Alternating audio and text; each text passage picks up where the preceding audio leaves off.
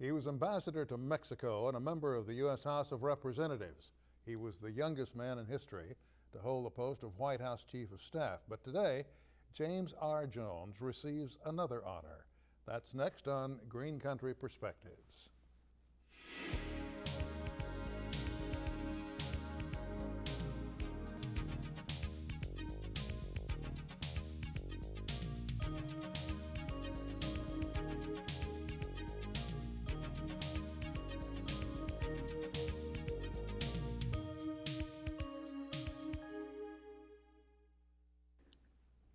Hello, I'm Sam Jones. Our guest today is an Oklahoman who's gone far since his childhood in Muskogee, Oklahoma. His career ranges from politics and the law to international trade. He currently provides business development advice and consulting for clients primarily in Mexico and Latin America. Today, he's on campus to receive the Rogers State University Constitution Award. Our guest, James R. Jones. Welcome. Thank you, Ambassador. Sam. It's good to have you with us. Thank you very much. Good to be here. We appreciate the fact that you had time just to sit down and talk with us for half an hour. Looking forward to it. Let's jump right into the pile, if you don't mind. Sure. Most folk, when you have them on who've served in Congress, who've done all these things, you would say, when did you first realize that you were going to end up in public service? That won't work with you because you started about 8 years old, didn't you? Well, my dad was a rural mail carrier, and in those days, before television really penetrated into Oklahoma, the summer entertainment was politics. That's when we had our primaries, and I was fascinated by the process and by the show of politics, and I either wanted to be a journalist or I wanted to be a politician. So you had to make a choice, and you ended up with a newspaper for a while. I did. I started out in the high school. The unions, which had been basically taken out of the Muskogee Daily Phoenix in a dispute they had in the 40s, was going to start a new paper, and so I applied for a position, and ultimately, after all of they had to let people go because they were running out of money, I ended up being the sports editor, and then I was hired by the Muskogee Phoenix, and so I worked after school at the Phoenix and full-time during the summers and thoroughly enjoyed that. And in college, I was the Tulsa World's bureau basically at Oklahoma University at Norman, and then did freelancing for different sports publications, both magazines and newspapers. When you had to make a conscious decision, when did you decide, well, I'm not going to stay with the life of a journalist, I want to go into public service? When did you make that decision? Well, my senior year in college, Ed Edmondson, who was the congressman from our district in Muskogee, and his brother was governor at the time, Howard Edmondson, and I had worked for the Edmondson family since I was 11 years old during their various campaigns. And Ed had breakfast with me there in Muskogee during spring break, and he said that his legislative assistant had a health problem, was going to have to be leaving, and why don't I come to Washington and do that job and go to law school at night, Wow. as he had done. So Yeah. that's when I was really committed. What an opportunity. Yeah. You knew then? Yeah, you know, when I worked in Muskogee, I also worked for the radio stations, both KMUS and KBIX. And in those days, you had a lot of itinerant radio announcers.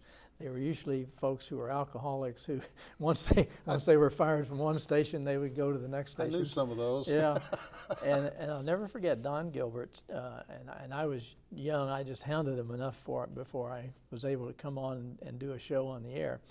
And Don said, you never know when opportunity is going to knock. So in the meantime, you just learn as much as you can about anything you can, learn about human nature, et cetera, so that when that opportunity knocks, you're at least in a position to start taking advantage of it. And I had some opportunities there and had tried to do what Don had said, and the rest is history.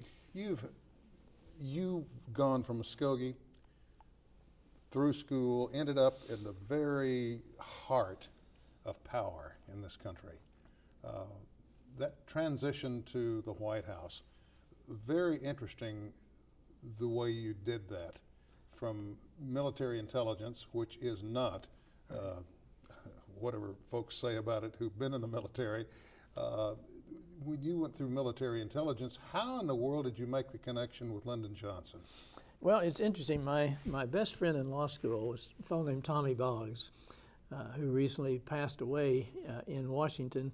But his father was the whip of the House, the number 3 position in the House of Representatives. And his mother later became a congresswoman, replacing her husband, who was killed in a plane crash.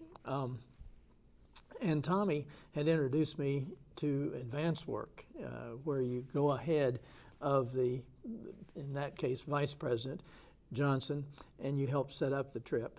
And so in 1964, I just finished law school, and Tommy called and said that because of the Civil Rights Act of '64, the decision was made to have Mrs. Johnson, Lady Bird Johnson, campaign in the South, and because the Southerners, even though they disliked Lyndon Johnson because of the Civil Rights Act, but they always were respectful to the women.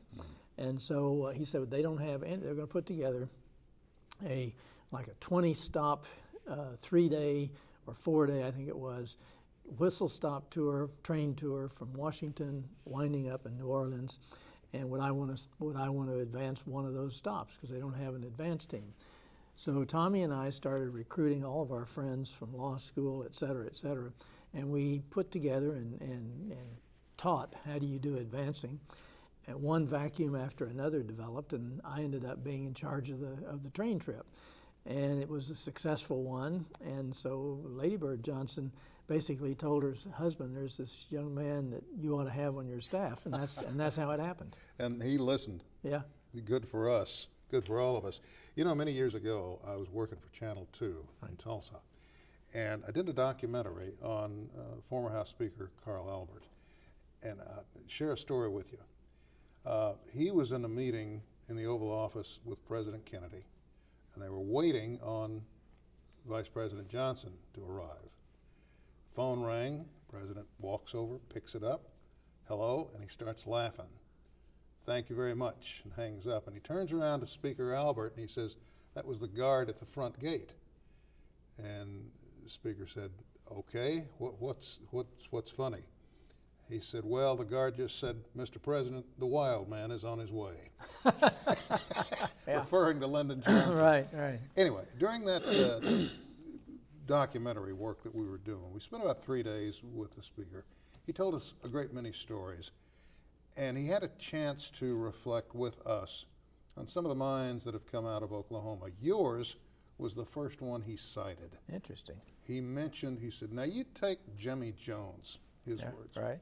He said, you take Jimmy Jones, one of the smartest, brightest guys I've ever met, able to cross the aisle and not worry about his back.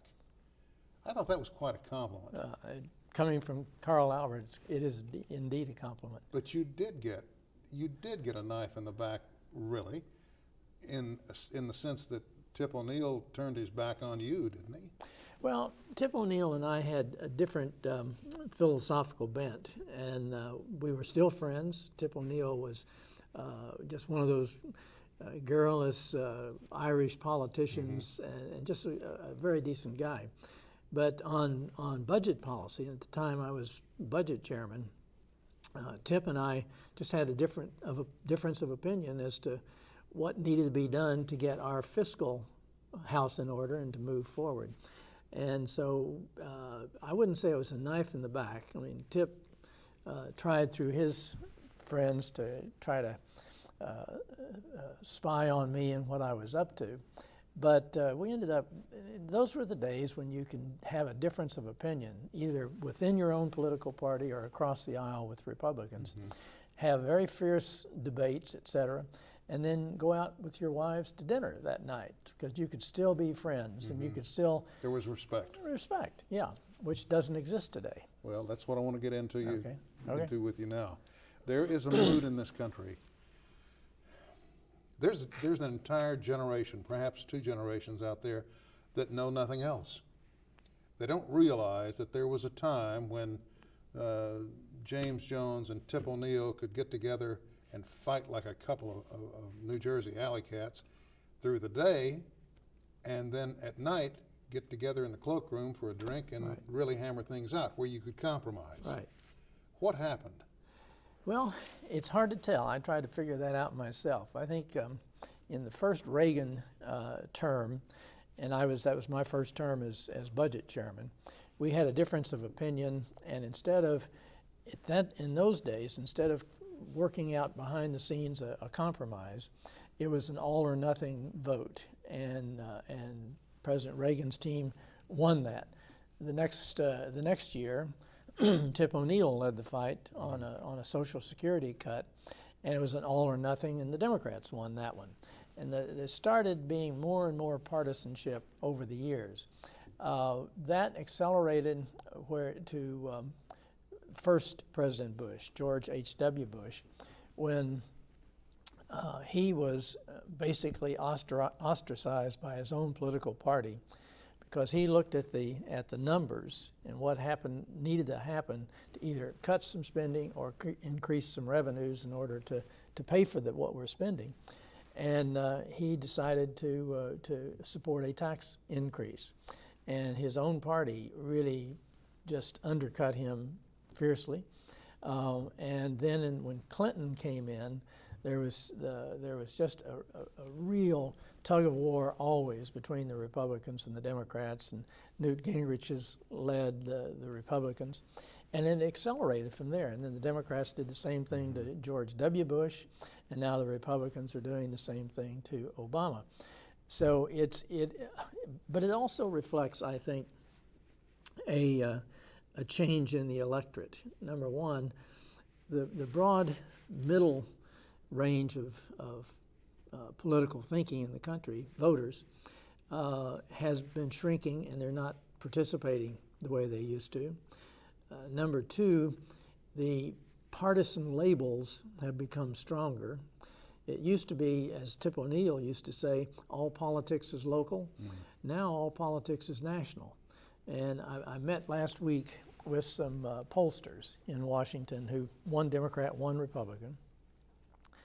And they were saying how divided the country is itself. And so, and they gave a couple of examples. They had one poll and it just identified education. And it had like 2 or 3 issues on education on one program, 2 or 3 issues on the other. Maybe one would have higher teacher salaries, and one would have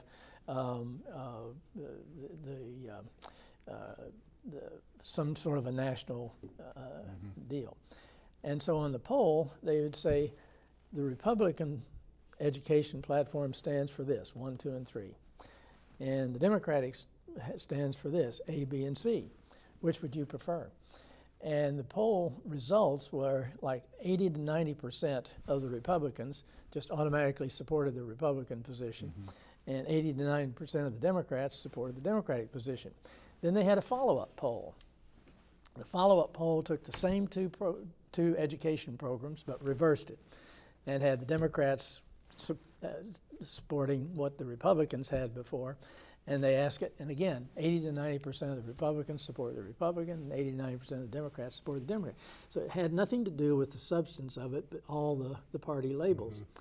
And another fact that these pollsters were showing was that there is less intermarriage between a Republican and a Democrat than there is gay marriage, than there is marriage of different religions. And that all of this is showing that people are sorting themselves out politically between the two parties. And so it makes it very much harder for a person to get elected who doesn't adhere to whatever that party is in that district. And you remember when Kennedy was running, everybody was concerned, oh, you don't want the Pope running the country. That's right. Remember that? That's right. That's right. So it's just a change in the country for some reason, and I haven't quite figured out what it is. I remember back when Wilbur Mills was House Ways and Means, right. And he kind of can be cantankerous Right. from time to time. Funny cantankerous, though. Yeah. And there was a time when he and Lyndon Johnson were at loggerheads. So he just quietly packed up, Yeah. left town. Washington, took a plane back to Little Rock, Arkansas, and disappeared. Yeah. Well, what he did was he checked into a hotel, didn't go home. And so President Johnson's on the phone trying to find him. Now he's losing his cool. He's got everybody dispatched that he can find. Yeah. Well, the Democrats in Little Rock knew where Wilbur was hiding, and they weren't about to give it up. Toward the end of the day, finally, Wilbur calls President Johnson and says, I understand you're looking for me. And Johnson just exploded on the phone, supposedly, and said, I've been trying to get hold of you to tell you I'm willing to talk. I'm willing to talk. Yeah. Oh, okay, Mr. President, I just ran home to see my wife. I'll be right back. Yeah, yeah. No, those I was caught in the middle of some of those with Wilbur Mills over tax Oh, legislation. he was something. And an awful lot of times, neither Wilbur nor the president wanted to talk to each other directly, and they wanted an intermediary, and I was an intermediary on some of those things. So, but ultimately, they came to a conclusion that for the governance of the country, you have to reach an agreement. You have to compromise to reach an agreement, and that's another thing that seems to be missing in the Congress today. That, frankly, makes me I am very disturbed about the way Congress operates and disgusted, quite frankly. And so are the people. Yeah. So anyway, Lowest approval rating in history. that's right. What is it, 29% and dropping? Well, the last poll I saw was 11%. 11%? for Wow, Congress. I got to read more. Well, let's talk a little bit about some of the issues facing the voters. Right now, they're bombarded with information that I was watching this thing with Ebola explode on CNN, which I recall there was a time when they were a news operation. Yeah. Now they're pushing fear. And they did their best to instill fear in the viewing public, which I think was wrong. Rather than take the doctors and the folk who actually have hands-on in the field, in the medical community, they were out pulling in things that really should not have been there. Yeah. They weren't important at all. The thing that troubles me more than anything else is I'm beginning to hear people like the little fellow down in Salisaw that referred to Muslims in Oklahoma as a cancer that needs to be cut out. Our own governor, Mary Fallon, talks about how the gays who marry do not reflect the values of Oklahomans. And I'm thinking, wait, whoa, hold it. Yeah. Because we've got people, as you said, voters out there trying to figure out, where do I go from here? What do I do? Yeah. What's coming? Do we peacefully coexist? While others are over here saying, oh, it's a threat, it's a threat, be afraid, be so afraid. Is that contributing to the overall demise of Congress's approval? Well, I think it is, and also to the divisions within the country.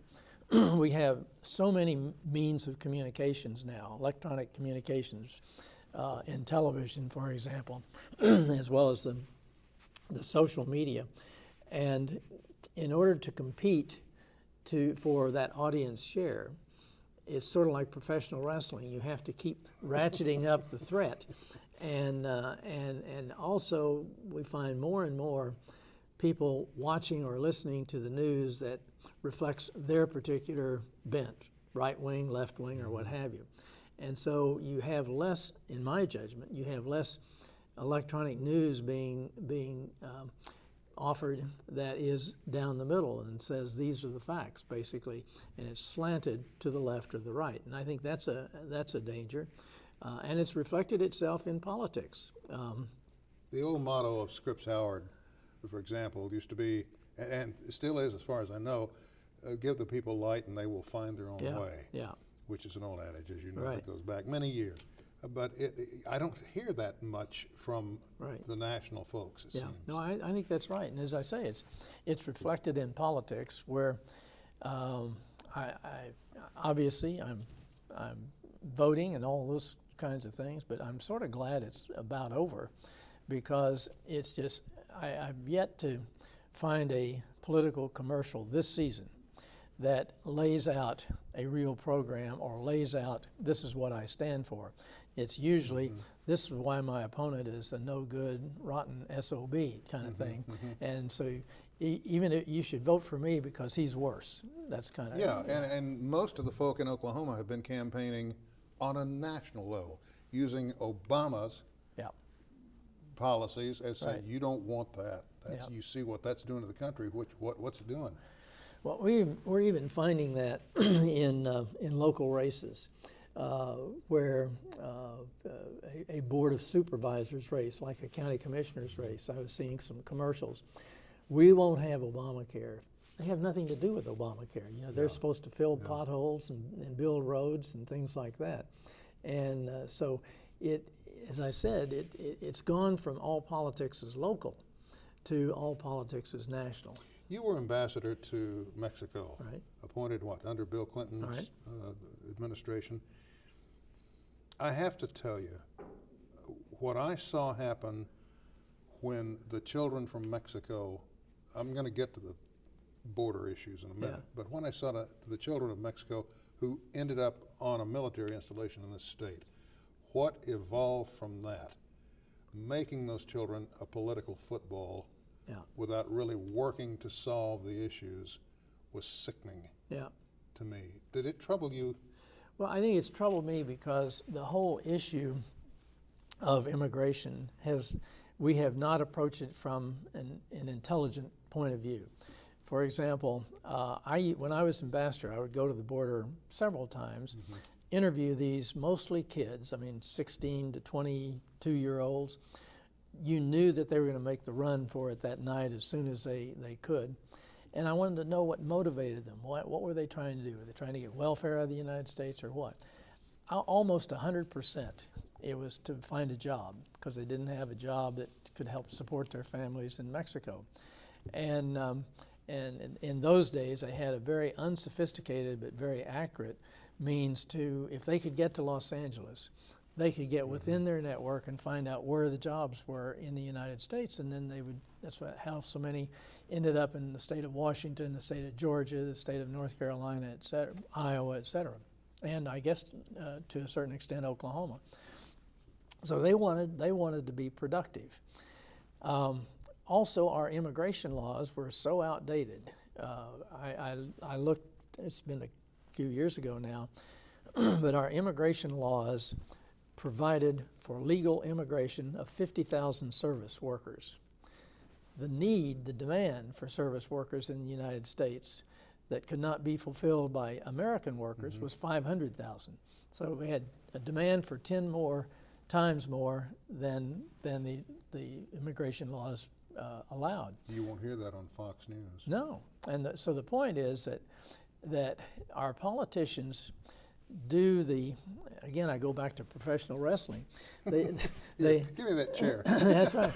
So they say, let's spend several $1 billion and build a fence. Well, that was the thing I was going to bring up with you next. All the politicians on this side of the aisle say, we need to build a 25-foot wall from one end of the border to the other. Yeah. You know, we've got to do this, and do this, keep folks from coming in from Mexico. And I'm thinking, what? And then they want to staff it ever so many feet with an armed guard. Yeah. None of that's realistic. Well, no, and if the ones that I talk to who are wanting to better their lives for their families, want to get a job, a 25-foot fence will be met by a 26-foot ladder. Yeah. They'll get over it, and so that it doesn't work.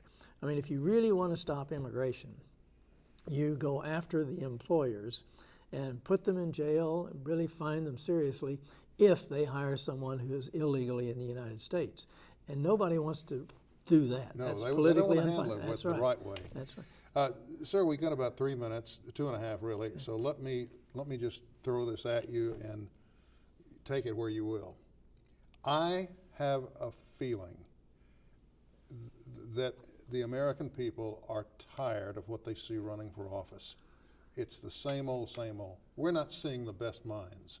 We're not seeing the folk really willing to roll up their sleeves and cross the aisle, a la Barry Goldwater, a la the folks in, Right. yourself, who could argue like cats and dogs through the day, then that night work it out in a compromise. They're tired of it. But the candidates that we need are not showing up. Yeah. Can that be reversed? I think it will be, and people who are interested in politics have a way of reading what the public is demanding. I think the reason you're finding so many good people staying out of politics are a couple of reasons. One, the deep divisions within the country itself, and two, the money in politics. Money is just outrageous. How much time a congressional candidate has to spend, or a congressman has to spend just raising money in order to finance his or her campaign. Those are keeping good people out of politics. But I think that's going to change when it becomes apparent that the American people are fed up with it and are willing to go out and vote against them. I have said, even though I'm a Democrat, in many ways they ought to just throw all the rascals out. And then that will send a message that we don't want you to go up there and be partisan politicians. We want you to go up and govern the country, do the things that are right for the country. And that means you get some good ideas from the Republicans and the conservatives, some good ideas from the Democrats and the liberals, and you put those together and help govern the country. And that's what's missing today, but I think it will come back when the American voter and the ones who are not voting decide, I'm fed up, I've had enough. Mr. Ambassador, thank you. I'm very grateful for you taking Thank time you. to visit with us, and I hope you'll come again. I hope I haven't stepped on your toes too much. Thank you, my friend. Thank you, Sam. I appreciate it. That's all the time we have for this segment of Green Country Perspectives. Now, if you have questions, comments, or program ideas, let us know, and thank you for joining us right here on RSU Public Television.